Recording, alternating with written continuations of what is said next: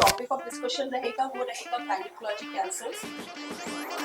Cancer of mouth of uterus, जिसे हम cervix बोलते हैं, उसका कैंसर है। कैंसर हर बॉडी में क्यों नहीं होता? क्योंकि वहाँ पर इम्यूनिटी, बॉडी का जो डिफेंस मैकेनिज्म है वो काम कर रहा होता है। कि human papilloma virus HPV virus जो है सेक्सुअली ट्रांसमिटेड है और क्या क्या लेडीज के कैंसर कॉमनली आपके पास आते हैं? ब्रेस्ट कैंसर या एडवांस स्टेज यूट्राइन कार्सिनोमा।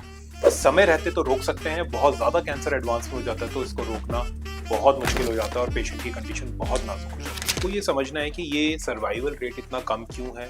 इसका रीजन है कि जो दवाइयां हैं वो ही कैंसर का कारण भी बन जाती हैं। तो ये जो नॉर्मल सेल का डैमेज है ये इतना हो जाता है कि पेशेंट के लिए एक सर्वाइवल लॉन्ग टर्म बड़ा मुश्किल हो जाता है। स्टेज 1 का सर्वाइवल रेट बेहतर होता है, 2 का कम, 3 का कम और 4 का काफी कम हो जाता है। Immunity and inflammation problem, WBC, immune system he down चला गया। ये सारे इम्यून सेल्स हैं ब्लड के, WBC प्लेटलेट है। तो आज मैंने कैंसर सर्जरी कर दी है, मैंने इसको कीमोथेरेपी दे दी है, मैंने इसको रेडिएशन दे दिया, अब ये वापस नहीं आएगा। Hello everyone, I am Dr. Nida from MyCat. MyCat is metabolic and immune correction approach to treatment. आज हमारे साथ डॉक्टर शैला, जो टॉपिक ऑफ डिस्कशन रहेगा वो रहेगा गायनेकोलॉजी कैंसर्स, जो बहुत कॉमन प्रॉब्लम हो रही है। तो मैम के साथ हम वही डिस्कस करेंगे। दूसरे हमारे डॉक्टर विपल दोरा हमारे साथ हैं, वो भी अपने पॉइंट्स ऑफ व्यू रखेंगे क्योंकि माइकेट में भी हम लोग ऐसे पेशेंट्स को डील कर रहे हैं, तो बहुत कॉमन ये प्रॉब्लम है। तो मैम आप ये बताइए कि आपके पास जो ये पेशेंट्स आ रहे हैं कैंसर, तो इसका मेन कॉज और आज इतना कॉमन क्यों हो गया है? जैसे सबसे कॉमन गायनेकोलॉजिकल कैंसर की बात करें तो वो cancer of mouth of uterus, जिसे हम सर्विक्स बोलते हैं, उसका कैंसर है। तो कैंसर सर्विक्स, जिसे आप कह भी रहे हैं कि इट इज़ 100% प्रिवेंटेबल कैंसर, क्योंकि इसका कॉज सिर्फ और सिर्फ HPV वायरस है और HPV virus through sex transmit होता है। लेकिन अब इससे तो यूनिवर्सल कैंसर होना चाहिए था, हो नहीं रहा है। तो इससे फिर हम वापस अपने बेसिक पे आ जाते हैं कि जिन लोगों की इम्यूनिटी उस कैंसर के अटैक के टाइम कम होती है या फिर इन्फ्लेमेशन बॉडी में उस कैंसर के HPV वायरस के इन्फेक्शन के टाइम ज़्यादा होती है, उन लोगों में कैंसर बनने का और बढ़ने का खतरा ज़्यादा होता है। तो इन 2 शब्दों के साथ I would like to conclude कि कैंसर किसी भी बॉडी में हो सकता है। हर बॉडी में क्यों नहीं होता? क्योंकि वहाँ पर इम्यूनिटी, बॉडी का जो डिफेंस मैकेनिज्म है वो काम कर रहा होता है। बॉडी का डिफेंस मैकेनिज्म, बॉडी की जो बेसिक फंक्शनल बैलेंस है, अगर वो टूटता है तो कैंसर हम पे हावी होता है। एब्सोल्युटली। और ये चीज़ बहुत इम्पोर्टेंट, एक 2 पॉइंट्स डॉक्टर शैला ने बताए जो कि आपने सुने होंगे कि इम्यूनिटी और बॉडी में इन्फ्लेमेशन का बढ़ना। और जैसा आपने बताया कि human papilloma virus HPV virus जो है एक कॉमन वायरस जो कि लेडीज़ में कैंसर का कारण है और ख़ासतौर से सर्विक्स कैंसर का कारण है। तो वो वायरस जो है वो नॉर्मली कैंसर नहीं करेगा अगर आपकी इम्यूनिटी स्ट्रांग है और बॉडी में इन्फ्लेमेशन नहीं है। इन्फ्लेमेशन का मतलब है इम्यून सिस्टम का गड़बड़ होना। तो ये दोनों ही चीज़ें अगर आप बैलेंस में रखेंगे, और जैसे डॉक्टर शैला ने बहुत एक इंपॉर्टेंट पॉइंट बताया कि सेक्सुअली ट्रांसमिटेड है, तो अब सेक्सुअली ट्रांसमिटेड है तो सीधी सी बात है कि हर किसी में होना चाहिए, because sex is a normal human tendency. तो ये तो चीज़ होनी चाहिए, लेकिन ऐसा है नहीं। तो इसका मतलब ये है कि जिन लेडीज़ में इम्यून का इम्बैलेंस है और इन्फ्लेमेशन है उनमें ये कैंसर डेवलप हो रहा है। तो ये एक इसका कॉमन कारण है। अब यहाँ पे इम्यूनिटी का क्या रोल है कैंसर से बचने में? ये बहुत इंपॉर्टेंट रोल है कि इम्यून सिस्टम कैंसर सेल को खत्म करता है। जैसे खासतौर से NK सेल्स है, नेचुरल किलर सेल्स हैं जो कैंसर सेल्स को खत्म करते हैं। तो ये एक इम्यूनिटी का रोल आ गया। अब इन्फ्लेमेशन का क्या रोल है? इन्फ्लेमेशन का रोल है, आपका इन्फ्लेमेशन जो है वो माइटोकॉन्ड्रिया को डैमेज करता है। अब माइटोकॉन्ड्रिया किसी सेल का डैमेज होगा तो सेल को मजबूरन एनर्जी बिना ऑक्सीजन के बनानी पड़ेगी। माइटोकॉन्ड्रिया ऑक्सीजन से एनर्जी बनाने वाला है, तो वो जब डैमेज हो गया तो मजबूरन बिना ऑक्सीजन की एनर्जी, जब बिना ऑक्सीजन की एनर्जी बनेगी तो सेल के अंदर ROS, रिएक्टिव ऑक्सीजन स्पीशीज बनने लगते हैं जो कि DNA पे अटैक करके म्यूटेट करके कैंसर सेल को बना देते हैं। यानी कि एक नॉर्मल सेल कैंसर में बदल जाता है because of the immunity and inflammation problem. तो अब जैसे हम मेटाबॉलिक कैंसर ट्रीटमेंट पेशेंट्स को देते हैं तो हम इस जड़ पे काम करते हैं। जैसे डॉक्टर शैला ने भी कहा कि आप जड़ पे तो जाइए, पहले इम्यून सिस्टम, इन्फ्लेमेशन, इन सबको कंट्रोल कीजिए ताकि कैंसर की ग्रोथ को रोक सकें अगर बॉडी में हो गया है, और नया कैंसर ना बने और उसको कंटेन किया जा सके। तो ये एक बहुत बड़ा एरिया है जो कि हमें ठीक करने की जरूरत है। इसके अलावा डॉक्टर शैला, और आप अपने कॉमनली गायनेकोलॉजिकल प्रैक्टिस में सर्विक्स कैंसर तो सबसे कॉमन आपने बताया, और क्या क्या लेडीज के कैंसर कॉमनली आपके पास आते हैं? कॉमनेस्ट तो ब्रेस्ट कैंसर ही है doctor Indore. Breast cancer, so it is so common, और उसने भी एज के भी सारे बैरियर्स अभी तोड़ने लगा है। So we are seeing breast cancer in almost very young age group also.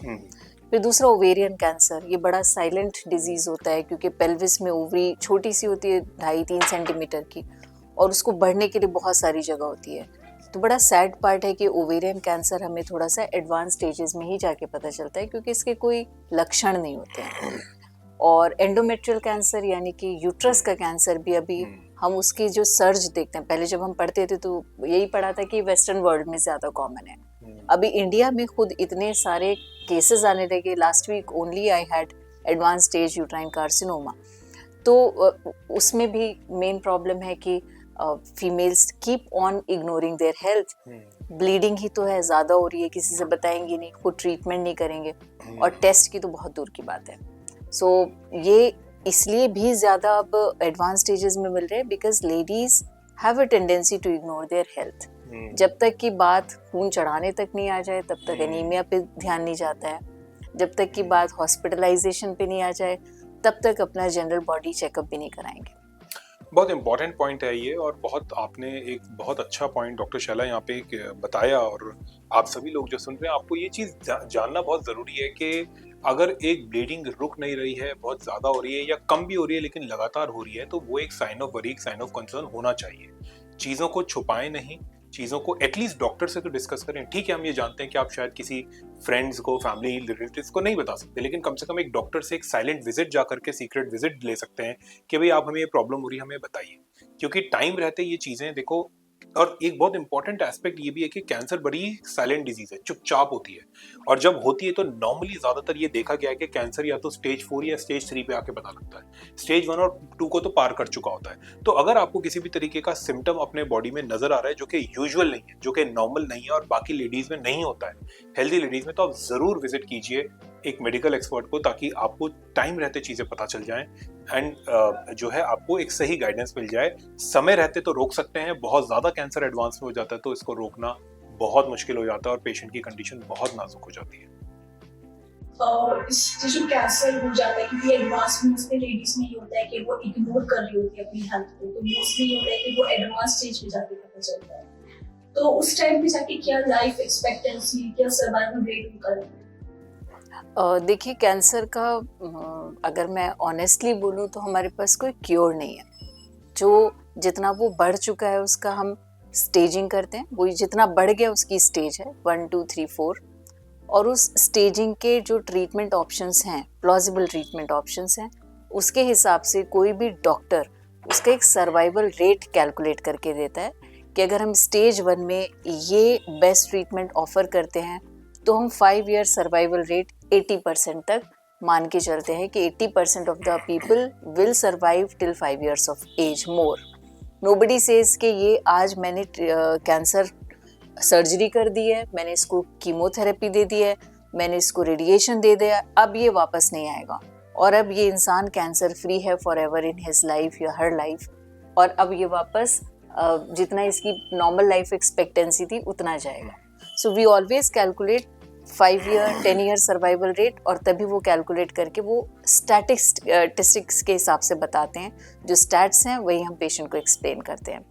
तो नॉर्मली एक जनरल, जैसे आप जो व्यूअर्स सुन रहे हैं, स्टेज 1 का सर्वाइवल रेट बेहतर होता है, 2 का कम, 3 का कम और 4 का काफ़ी कम हो जाता है despite all the possible treatment that we have. तो ये जो हम स्टेज 1 का सर्वाइवल रेट देते हैं ये बेस्ट ट्रीटमेंट के बाद देते हैं, and that too is never 100%.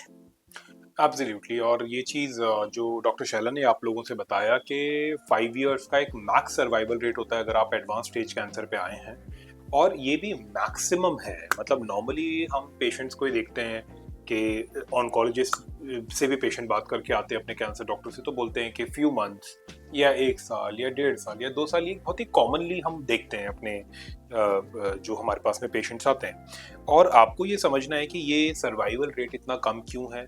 इसका रीज़न है कि जो दवाइयाँ हैं वो ही कैंसर का कारण भी बन जाती हैं, क्योंकि ज़्यादा मात्रा में दवाइयाँ लेने से आपका माइटोकॉन्ड्रिया, आपका डीएनए डैमेज होता है, और माइटोकॉन्ड्रिया डीएनए डैमेज होने की वजह से एक नॉर्मल सेल भी कैंसर का रूप ले लेता है।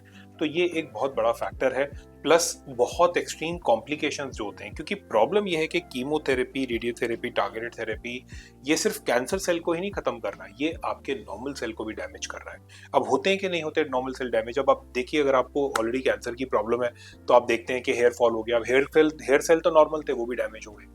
आंतों की लाइनिंग खत्म हो जाती है, तो आंतें डिस्ट्रॉय हो गई तो आपको डायरिया हो गया या कॉन्स्टिपेशन हो गया कीमो के बाद में। इसके अलावा आपका आरबीसी कम हो रहा है, हेमोग्लोबिन कम हो रहा है, प्लेटलेट काउंट डाउन जा रहा है, डब्ल्यूबीसी, इम्यून सिस्टम ही डाउन चला गया। ये सारे इम्यून सेल्स हैं ब्लड के, डब्ल्यूबीसी है, प्लेटलेट है। तो ये जो नॉर्मल सेल का डैमेज है, ये इतना हो जाता है कि पेशेंट के लिए एक सर्वाइवल लॉन्ग टर्म बड़ा मुश्किल हो जाता है, चैलेंजिंग बहुत हो जाता है।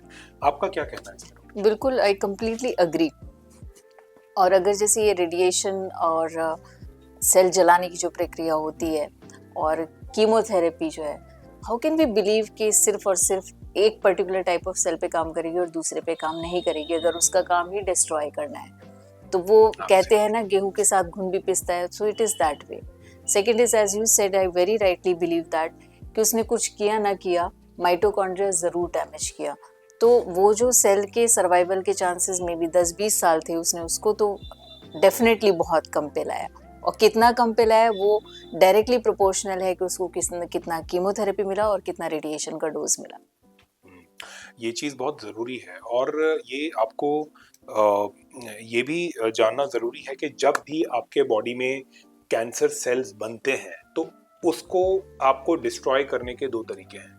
एक तरीका तो जो स्टैंडर्ड ट्रेडिशनल ट्रीटमेंट चलता है, जो आप ले रहे हैं कि भाई कैंसर सेल बन गया उसको ख़त्म करो, ठीक है। और दूसरा तरीका ये है कि कैंसर सेल की एनर्जी सप्लाई को रोक दो।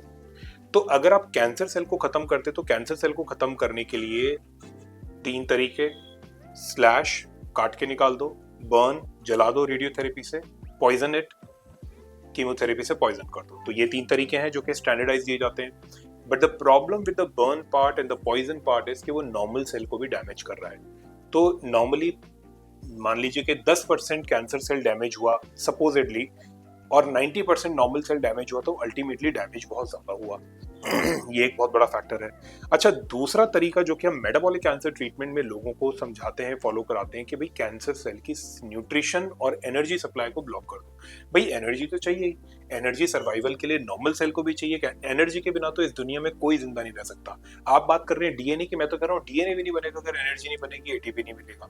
तो आपका मेन फंक्शन एनर्जी का है। डीएनए भी नहीं बन सकता अगर एनर्जी नहीं बनेगी, क्रोमोसोम का स्ट्रक्चर ही नहीं बन सकता अगर एनर्जी नहीं बनेगी। तो एनर्जी ही सेंट्रल प्रॉब्लम है। डॉक्टर ऑटो वॉर्बर्ग को नोबेल प्राइज मिल चुका है इस पूरे स्टडी पे कि मेटाबॉलिक प्रॉब्लम है cancer, it's not a DNA problem. तो अल्टीमेटली अगर हम बात करते हैं कि आपका डीएनए जो आपका जो पूरा का पूरा जो एनर्जेटिक्स को ही अगर आप ब्लॉक कर रहे हैं कैंसर की, तो आप एक्चुअल में सेंट्रल प्रॉब्लम पे जाके उस पर काम कर रहे हैं। और फायदा ये है मेटाबॉलिक ट्रीटमेंट के, कैंसर सेल ही लोगों का खत्म हो रहा है, नॉर्मल सेल तो और हेल्दी हो रहा है। क्योंकि जब आपका मेटाबॉलिज्म हेल्दी हो रहा है, सारी चीजें हेल्दी हो रही है, न्यूट्रिशनल सप्लाई हेल्दी हो रही है, तो आपका नॉर्मल सेल तो अच्छा हो रहा है, इम्यून सिस्टम तो अच्छा हो रहा है, सिर्फ कैंसर सेल ही खत्म हो रहा है। तो this is the holistic approach of treating cancer in a root cause approach. What do you say on that? बिल्कुल। एंड जितना हम इस पे अब स्ट्रांगली काम करना शुरू करें, एंड उसके लिए सबसे इम्पोर्टेंट है public awareness, and kudos to the unit that has been working for promoting this awareness. Because जैसा हमने एक प्रीवियस कभी किसी सेशन में डिस्कस किया था कि जितना हम सुपर सब स्पेशलाइजेशन की तरफ जा रहे हो, उतना हमारा टनल विजन बढ़ रहा है, हम सिर्फ वही पार्ट देख पा रहे हैं। बड़ा अच्छा किसी ने नोट भी लिखा था कि एक जनरलिस्ट, एक एमबीबीएस, एक फिजिशियन पेशेंट देखता था, अब हम सिर्फ ऑर्गन देखते हैं। तो वो ऑर्गन का स्पेशलाइजेशन करके हमने पेशेंट देखना शायद भूल गए हैं। So this is the kind of approach we need for not only gynecological cancers, every type of cancers, because इस पे तो हम अपनी आंख बंद नहीं कर सकते कि कैंसर नहीं हो रहे हैं। They are happening. Millions of people are suffering from that. So rather than addressing the issue in a reverse manner, उसको बेसिक पे सीधे तरीके से काम करें and if we have something like metabolic approach, then I think this is a wonderful initiative. This is an innovative approach, and already you have so much of humongous work in this area, and many more people will benefit from it. Absolutely.